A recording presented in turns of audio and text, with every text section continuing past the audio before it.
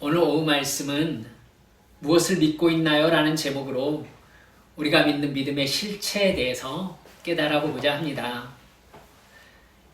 예전에 저는 성령님께서 주시는 지혜가 부족했을 때 믿음과 신념의 차이를 이해하려고 애쓴 적이 있었습니다. 여러분은 어떻게 생각하십니까? 믿음과 신념, 이것의 차이가 무엇이라고 생각하세요? 쉽지 않습니다. 신념이라는 한자어를 그대로 풀이하면 믿을 신, 생각념입니다. 믿는 생각, 이걸 신념이라고 하거든요. 그럼 믿음이라는 말과 뭐가 다르죠? 세상에서 신념과 믿음은 거의 같은 개념으로 취급됩니다. 여러분, 사용하는 예를 보면 알 수가 있는데요. 어떻습니까? 나는 열심히 노력하면 성공할 수 있을 것이라고 믿는다. 믿음이에요? 신념이에요? 여러분, 신념을 가지면 이룰 수 있다. 그 사람이 제 시간에 일을 마칠 것을 믿는다. 여러분, 신념이나 믿음이나 교차적으로 사용되는 것을 볼 수 있습니다. 믿음은 국어사전에서 간단하게 믿는 마음 이렇게 얘기했습니다. 신념은 국어사전에서 보니까 어떤 사상이나 생각을 굳게 믿으며 그것을 실현하려는 의지 이렇게 썼더라고요. 세상에서 신념이나 믿음의 중요성을 강조하는 사람은요, 인간의 정신적인 힘이 신념으로부터 나온다 이렇게 주장합니다. 자신이 꿈꾸는 대로 된다는 긍정적인 사고방식을 가져야 한다면서 자신의 꿈이 이루어질 것을 굳게 믿는 신념을 가지라는 것이죠. 여러분 어떻습니까? 그러면 그 신념이 신비한 힘을 발휘해서 그 꿈이 이루어지게 해준다. 소위 말해서 시크릿에서 들었던 말 같아요. 여러분, 이 개념이 사실은 의학계에서는요, 플라시보 유약 효과로 어느 부분 증명된 부분이 있습니다.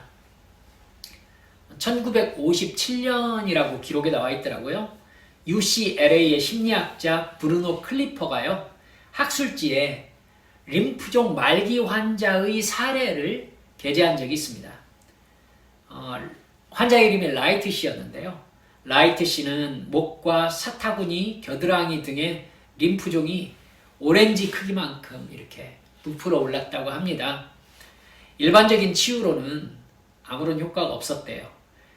주치의였던 필립 웨스트가 이 환자, 이 림프종은 희망이 없다라고 생각했다고 합니다.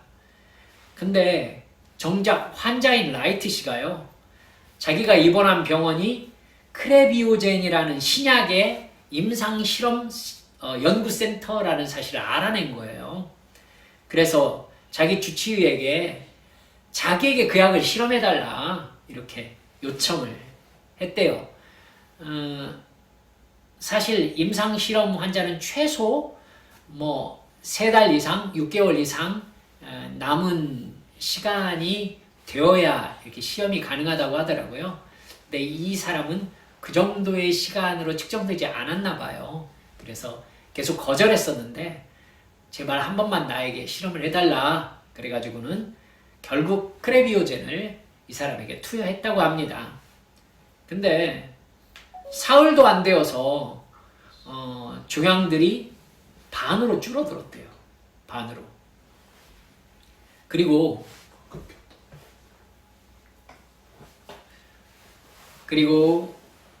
열흘 만에 암세포가 없이 회복되어서 퇴원되었다고 합니다. 그런데 2달 후에 크레비오젠은 아무 효과가 없다는 보도가 나왔어요. 그러자 라이트 씨는 곧바로 암 환자로 입원했대요. 그러니까 암세포가 열흘 만에 크레비오젠 때문에 없어졌다고 생각하고 퇴원을 했는데 크레비오젠에 아무 효과가 없다는 언론 보도가 나오자마자 라이트 씨가 곧바로 다시 암이 이만큼 생겨가지고 병원에 입원을 한 거예요. 그래서 의사는요, 말기 암 환자였기 때문에 플라시보 가설을 시험해 보기로 했답니다. 새로운 고농축 크레비오젠이 나왔다면서 증류수를 투여한 거예요. 그러자 이 라이트 씨의 종양이 다시 기적처럼 사라졌다고 합니다. 라이트 씨는 퇴원했고요. 2달 동안 종양 없이 잘 살았대요. 그런데 이번에는 미국 의학협회가 크레비오젠이 정말로 아무 효과가 없다는 발표를 해버린 거예요. 제조업자들이 기소되었다고 합니다. 그러자 이 라이트 씨가 절망 상태에 빠져가지고 다시 암 환자로 2달 만에 입원했다고 해요. 여전히 암이 엄청나게 생긴 상태였어요. 그래서 이틀 후에 사망했다고 합니다. 의사들이 라이트 씨는 어떻게 2번씩이나 자기 몸이 암이 없는 상태로 만들 수 있었을까?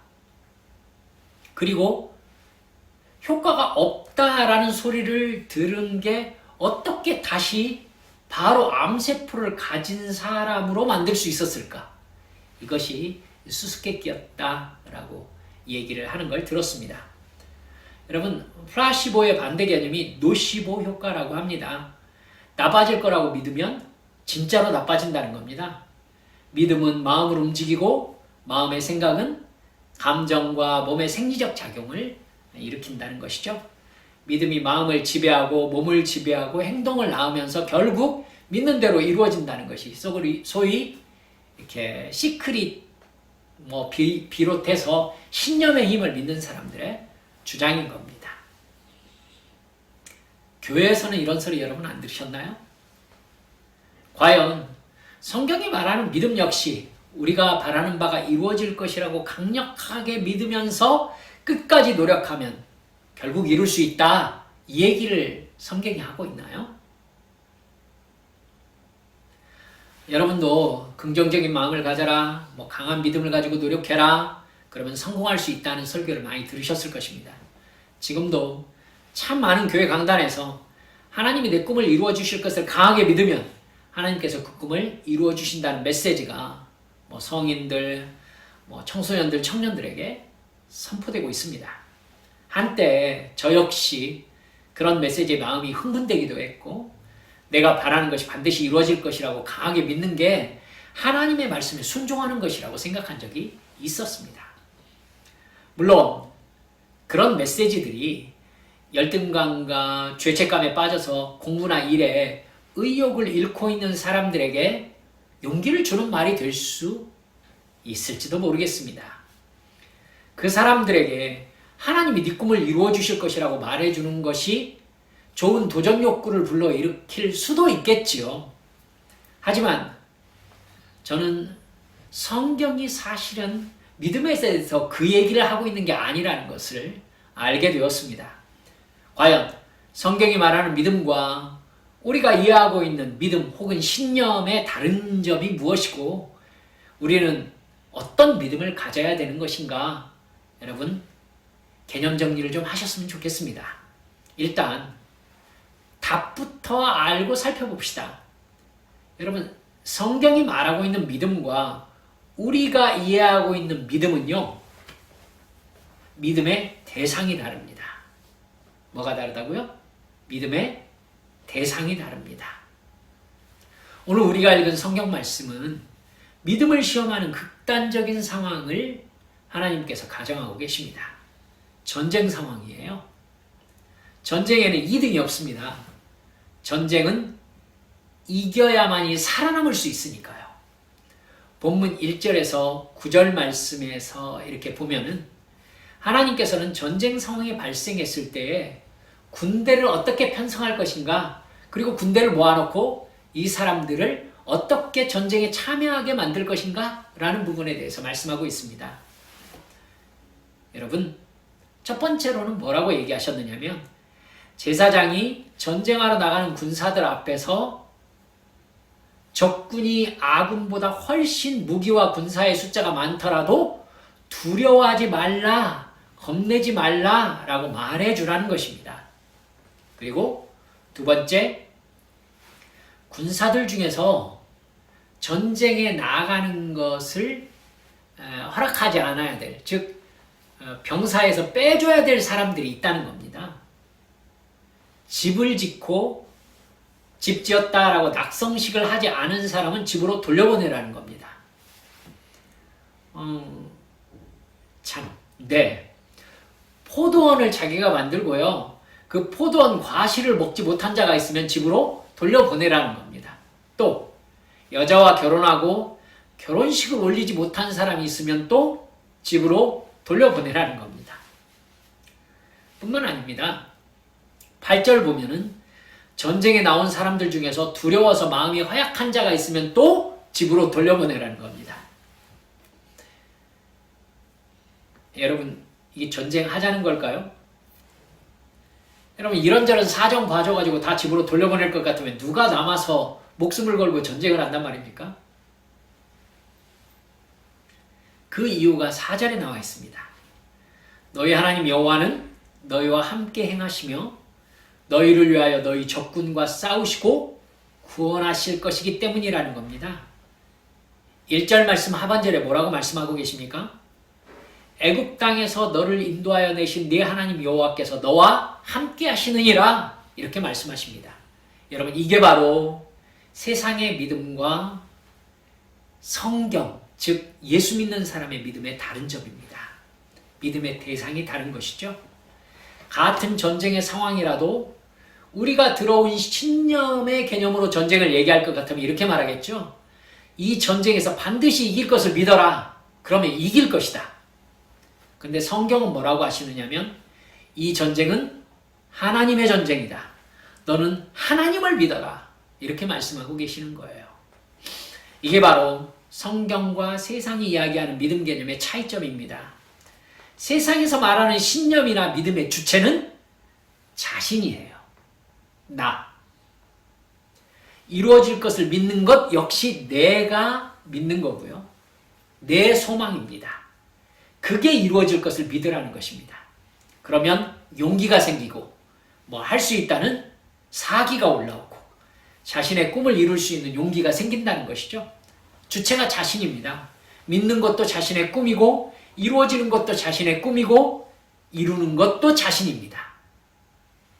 근데 성경은 이 모든 것의 주체가 하나님입니다. 이스라엘 백성들은 자신의 꿈을 이루기 위해서 전쟁을 하는 게 아닙니다. 하나님이 주신 하나님의 땅을 지키기 위해서 전쟁을 하는 것입니다. 하나님의 백성을 하나님께서 지켜내시는 전쟁인 겁니다. 이 땅의 주인은 하나님이십니다. 그러니까 그 땅을 지키기 위한 전쟁의 주체는 이 땅의 주인이신 하나님이 되시는 거죠. 이 전쟁은 그러니까 하나님의 전쟁이 되는 겁니다. 이스라엘 군대는 여호와께서 이 땅의 주인으로 직접 싸우는 것을 경험하기 위해서 전쟁에 참여하는 겁니다. 그러니까 이스라엘 군대는 눈에 보이는 군사력, 무기, 병거 이런 거에 관계없이 하나님께서 적을 물리치실 것을 믿고 나아가면 되었습니다. 하나님은 눈에 보이는 군사력이나 무기가 감당할 수 있는 분이 아니니까요. 세상에서의 믿음은 자기의 목표, 즉 엄밀히 말하면 내 욕망이 이루어질 것을 믿으라고 합니다. 하지만 성경은 하나님이라는 실제하시는 인격적인 신을 믿으라고 합니다. 대상이 내 안에 있는 게 아니라 내 바깥에 있는 것이죠. 하나님의 뜻을 하나님께서 직접 이루시는 것을 믿으라는 겁니다. 그 하나님의 뜻을 하나님의 백성으로서 이루는 겁니다. 그러니까 하나님은 상대방의 군사력과 관계없이 오직 실제하시는 하나님을 믿는 사람만 군사로 필요하신 거예요. 여러분, 사사기 7장에서 이런 하나님의 전쟁 원칙이 그대로 드러납니다. 하나님은 기드온과 미디안의 전쟁에서 이 말씀 그대로 행하시는 것을 볼 수 있습니다. 미디안은 13만 5천 명의 군사로 이스라엘을 아예 초토화시키려고 전쟁을 일으켰습니다. 그들과 싸우기 위해서 이스라엘의 군사가 모집되었는데 3만 2천 명이었습니다. 13만 5천 명과 3만 2천 명, 어마어마한 차이잖아요. 근데 여러분, 하나님께서는요, 기드온에게 두려워 떠는 자를 집으로 돌려보내라 라고 말씀하십니다. 여러분, 하나님께서 오늘 우리 본문에서 말씀하신 그대로 하나님이 행하고 계신 거예요. 두려워 떠는 사람은 집으로 돌려보내라. 하나님은 이스라엘 백성들에게 하나님이 직접 싸우시는 것을 보여주시면서 이스라엘의 하나님이심을 증명하실 작정이셨어요. 기드온은 하나님이 시키신 대로 두려워 떠는 자들은 집으로 돌아가라 이렇게 말합니다. 그러자 몇 명 들어갔어요? 32,000명 중에서 22,000명이 집으로 돌아갑니다. 누가 가라고 해도 가겠네요. 목숨 걸고 싸우려고 간신히 나왔는데 무서우면 집에 가라. 가죠. 10,000명이 남았습니다. 그러자 하나님께서 뭐라고 하시느냐면 10,000명도 많다.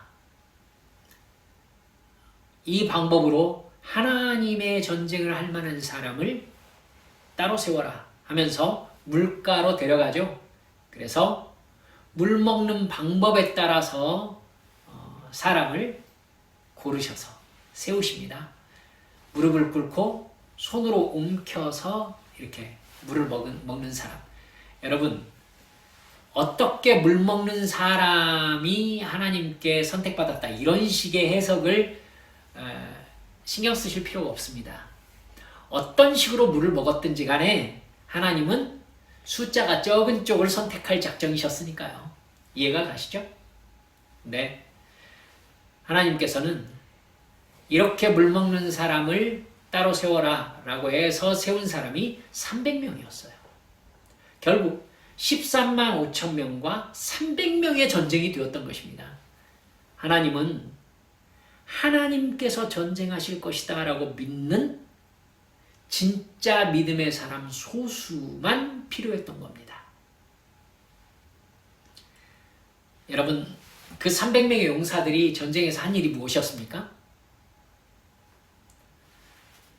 미디안의 군대 앞에서 나팔을 불고 항아리를 깨뜨리면서 횃불을 높이 들고 여호와와 기드온의 칼이다! 이렇게 외친 것밖에 없었습니다. 근데 그걸로 충분했습니다.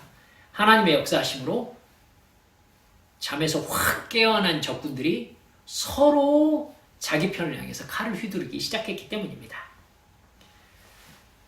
여러분, 가나안 정벌을 마친 여호수아는요, 여호수아 23장 9절에서 10절 말씀에서 이제 여호수아가 모든 사명을 마치고 생명을 마쳐가는 상황이거든요. 백성들에게 이렇게 이야기합니다. 대저 여호와께서 강대한 나라들을 너희 앞에서 쫓아내셨으므로 오늘날까지 너희를 당한 자가 아무도 하나도 없었느니라. 너희 중 한 사람이 1,000명을 쫓으리니 이는 너희 하나님 여호와 그가 너희에게 말씀하신 것 같이 너희를 위하여 싸우심이라. 할렐루야. 전쟁은 하나님이 하셨다라고 여호수아가 고백하고 있는 겁니다. 애굽에서 탈출해서 40년 동안 이곳 모압 평지까지 이끌었던 모세의 마지막 유언적인 고백도 신명기 1장 30절에서 31절에 이렇게 나와 있습니다.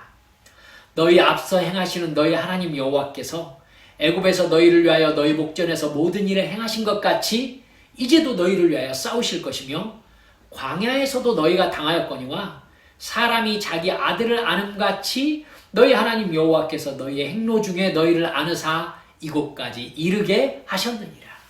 할렐루야. 전쟁은 여호와 하나님의 사역이고 그 전쟁에 하나님의 영광을 드러내는 도구로 사용된 것이 이스라엘 민족이었다라고 고백하고 있는 겁니다. 하나님이 함께 하시는 하나님의 전쟁에서 필요한 것은 하나님을 온전히 신뢰하는 믿음입니다. 우리 믿음의 대상은 나의 신념이 아니라 하나님이라는 인격적 신인 것이죠. 그러니 하나님을 자세히 알면 아는 사람일수록, 하나님을 경험하면 경험한 사람일수록 더 강한 믿음을 가질 수밖에 없는 것입니다. 여러분, 하나님께서 싸우시는 싸움에서 찬양하는 자로 있어 보신 적이 있으십니까? 그렇다면 우리가 정말 승리하는 인생을 살기 위해서 점검해야 될 것이 무엇일까요? 바로 싸움의 대상을 파악하는 것입니다. 첫 번째는 죄와의 싸움입니다. 우리의 싸움은 육적으로 누구를 이기는 싸움이 아닙니다. 영적인 싸움입니다. 그렇기 때문에 하나님의 적이 우리의 적입니다. 하나님의 적은 나에게 믿음을 버리고 하나님을 떠나게 만드는 죄와 사탄입니다. 우리는 늘 기도로 깨어 있어서 나와 하나님과의 관계를 무너뜨리는 사탄의 유혹인 죄와 여러분 피를 흘릴 각오로 싸워야 된다라는 생각을 품고 계셔야 됩니다. 사도 바울이 이렇게 말씀하잖아요. 너희가 죄와 싸우되 아직 피 흘리기까지 싸우지는 않았지 않느냐. 사랑하는 여러분들, 전쟁이라고 했습니다. 전쟁이란 얘기는 죽느냐 사느냐의 문제, 즉 피 흘림의 문제입니다. 죄와 싸우되 피를 흘릴 각오를 할 정도로 나를 쳐 복종시키라는 것입니다. 내가 죽어도 이 죄는 짓지 않는다 라고 할 정도로 죄와 작정하고 싸우라는 것입니다. 하나님께서 싫어하시는 일 작정하고 하지 말라는 것입니다. 하나님께서 시키신 사명 피 흘릴 각오로 달려들어 이루어내라는 것입니다. 오전에도 말씀드렸지만 나는 이제 세상 사람이 아니라 하나님께 속한 사람이기 때문에 하나님의 나라의 법으로 살아가되 세상의 유혹과 세상의 법이 나를 무너뜨리려 할 때에 죽기를 각오하고 피를 흘릴 각오를 하고 죄와 싸우라는 것입니다. 세상의 개념과 거짓과 죄악들과 싸우라는 것입니다. 성령님이 도우시기 때문에 예수님의 이름으로 죄를 이기고자 결단하고 싸우면 우리는 반드시 이길 수 있다는 것입니다. 둘째, 우리의 싸움은 첫 번째 죄와의 싸움이었고 두 번째는 하나님께서 내게 주신 사명을 이루기 위한 싸움입니다. 사탄은 분명히 올바른 교회 생활을 하고 있는 교회 성도의 교회 생활을 무너뜨리려고 합니다. 교우 관계를 무너뜨려요. 예배의 긴장감을 무너뜨립니다. 그리고 하나님께 드리는 제사가 예배를 통해 바쳐지지 못하도록 내 마음 상태를 흔들어 놓습니다. 나에게 주신 사명, 즉 바르게 일해서 돈을 벌어서 교회를 통해 복음을 증거하고 이웃을 섬기는 사명을 무너뜨리려고 하는 것입니다. 사업을 방해하고 인간관계에 시험을 주고 정직하지 못한 사람들과 어울리게 만듭니다. 바르게 살면 손해본다고 나를 설득합니다. 여러분, 이때 내가 하나님의 자녀임을 확신하고 이 사업과 직장을 통해 하나님이 주신 사명에 순종하려고 하는 나의 태도를 기도하면서 확정해야 합니다. 나는 하나님의 자녀다. 내가 하는 이 일을 통해서 버는 돈으로 나는 하나님의 사명을 감당할 것이다.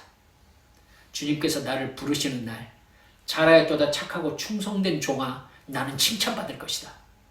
이렇게 확실히 나의 목표를 결정하라는 것입니다. 말씀드렸죠. 목표가 확실히 정해지면 나머지가 뭐가 된다고요? 수단이 됩니다.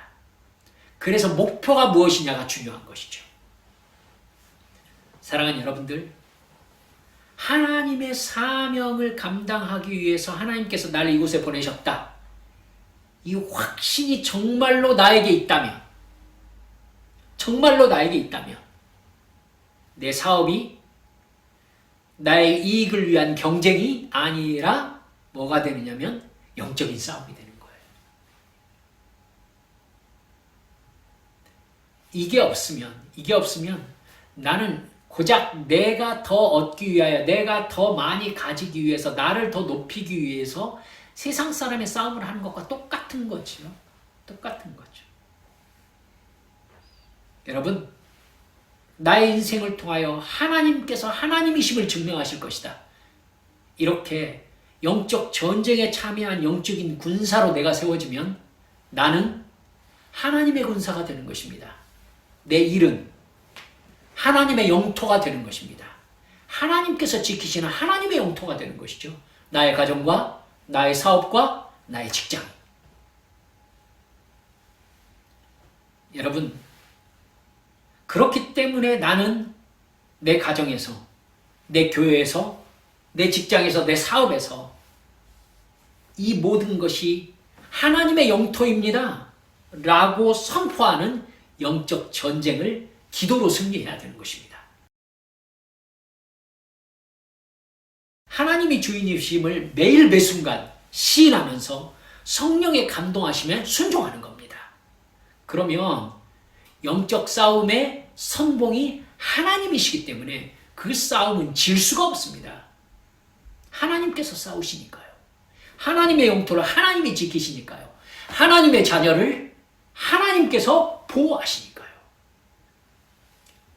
이스라엘이 하나님께서 싸우실 것을 믿고 가나안을 지키는 전쟁에 나가듯이 내가 가정과 직장이 하나님께서 주신 가나안이다 이러면서 하나님께서 지키고 이기게 해주실 것을 믿는다 하면서 하나님의 말씀에 순종할 때 그렇습니다.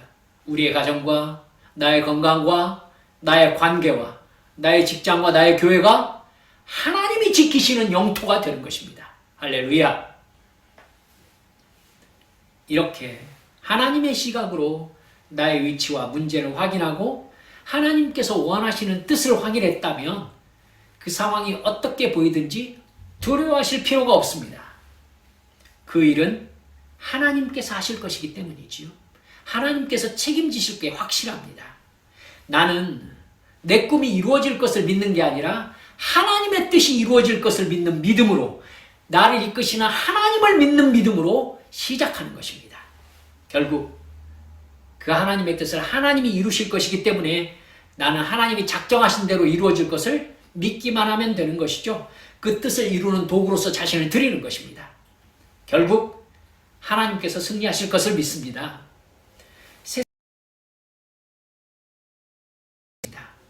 하나님께서 바라시는 것은 오직 하나님께 붙잡힌 도구로 하나님의 뜻이 이루어질 것을 바라보면서 하나님을 믿는 성도의 믿음입니다. 하나님이 바라시는 것은 내가 하나님께서 믿으라는 것을 믿고 하나님이 하라시는 것을 하는 믿음입니다. 그러면 시키신 분이 하나님이시기 때문에 하나님이 책임지시는 것입니다. 우리의 한빛의 가족들, 긍정의 힘 같은 세상의 긍정적 마인드에서 나의 뜻을 이루려고 노력하는 사람들 되지 않으셨으면 좋겠습니다. 우리는 이미 그쪽 세계에서 나온 사람들입니다. 그렇게 플라시보 효과를 얻도록 나름대로 그렇게 믿음의 확신 가지고 살라고 하십시오. 우리는 하나님을 믿습니다. 우리는 나를 구원하신 예수 그리스도의 영, 성령께서 내 안에 와 계심을 믿습니다. 그래서 죄를 깨닫게 하시고 하나님의 뜻을 가르쳐 주시고 장래의 일을 너희에게 알려주실 것이다. 이 일이 어디로 흘러가게 될 것인지를 가르쳐 주실 것을 믿습니다. 그래서 우리는 믿음을 가지고 하나님의 말씀에 순종하는 것입니다. 여러분, 나는 하나님의 아들입니다. 나는 하나님의 딸입니다. 살아보실수록 알겠죠? 아들과 딸을 향한 내 마음, 하나님이 그것보다 나를 훨씬 더 아끼고 사랑하십니다. 그 하나님 아버지께서 나를 책임져 주실 것을 믿으면서 늘 깨어 기도하며 주의 말씀에 순종하는, 그래서 예수 그리스도의 승리에 동참한 우리 믿음의 식구들 한빛 가족들 되어주시기를 주 예수님의 이름으로 축원합니다. 우리 함께 기도합시다. 사랑하는 여러분들, 우리는 우리 주님께서 나의 삶을 책임지실 것을 정말로 믿고 있습니까? 내 주님, 믿습니다. 내 이성적인 생각으로는 그게 아닌 것 같은데 분명히 하나님께서 이리 가라고 하시면 이리 가라고 하시는 이유가 있을 것을 저는 믿습니다. 주여, 저는 의롭게 살겠습니다. 옳게 살겠습니다. 정직하겠습니다. 주께서 말씀하신 대로 순종하겠습니다. 그래서 저는 제가 가지고 있는 걸 잃는다 하여도 우리 하나님을 잃지 않겠습니다. 믿음의 결단 하나님께 말씀드리면서 일주일 나의 삶의 현장 속에서 주와 동행하시기를 우리 주님과 간절히 기도하며 약속하시겠습니다. 우리 통성으로 기도하십니다. 아버지 하나님 감사합니다. 할렐루야.